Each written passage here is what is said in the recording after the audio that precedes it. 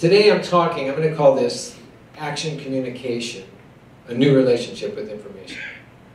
Because there is so much information out and it's never happened in human history before, you've got to figure out what the hell you're going to do with it before it does it to you.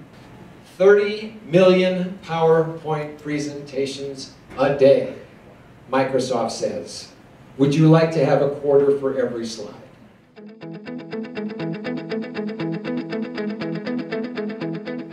What rule, if you were a vice president having to sit through 500 pages of stuff, would you come up with? Yes, ma'am. I say you limit the slides to 20 or 10 to 20, and that's it. Say it succinctly, and that's it. Logical, because what they said was there'll be no more than 12 slides in your presentation. I mean, that sounds logical, right? Let me show you what his people did. They put 4 graphs on that page. Now that's not PowerPoint's fault.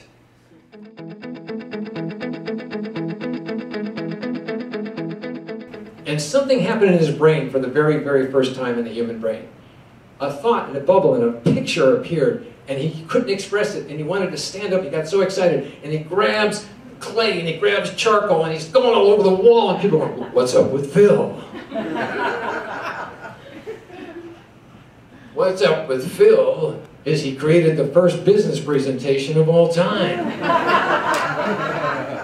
And if you look closely, he's in the training business. Idiot. Next time you go for the buffalo, you're supposed to come this way. And if we push him off the cliff, we'll get all the buffalo. That had to have happened, right? I call this primal point. And I trademarked it, so back off.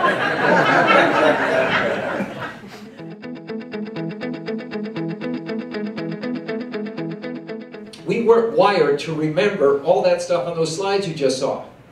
It's not possible.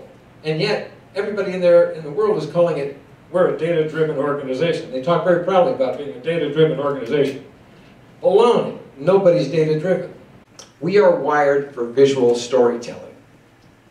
That's what this is supposed to be. We're supposed to get people to get up, take action, build trust with them, put pictures in their head so they'll feel it and get it grokked. And what we're doing is putting documentation instead of presentation and just passing it around with no guts. And that's where Infobesity comes from.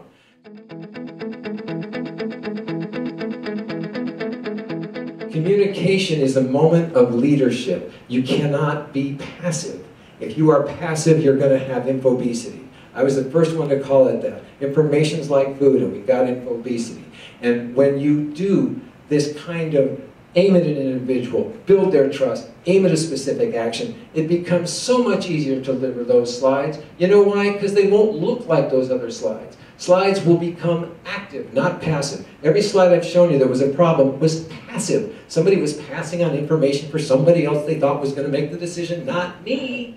What used to take them 3 weeks took 90 minutes with a little adult supervision. Isn't that amazing? We're doing this all over the planet because people are crazy with this stuff.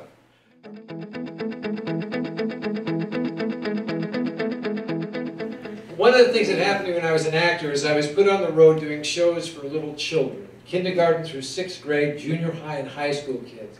This crazy man put me out there, and I used to do 3 shows a day. And it was brutal. Can you imagine trying to keep the attention of kindergartners, right? And I learned from painful feedback when I was losing, right? Little kids, in the first 5 seconds, if it ain't working, they do this. Now, I learned how to hold that audience. It took a lot, but I learned how to hold them. I could hold them all the way through the show. And that was when I didn't realize in those days that I was being prepared to deal with executives. They have the same attention span. Only now, they don't do this. They're doing this.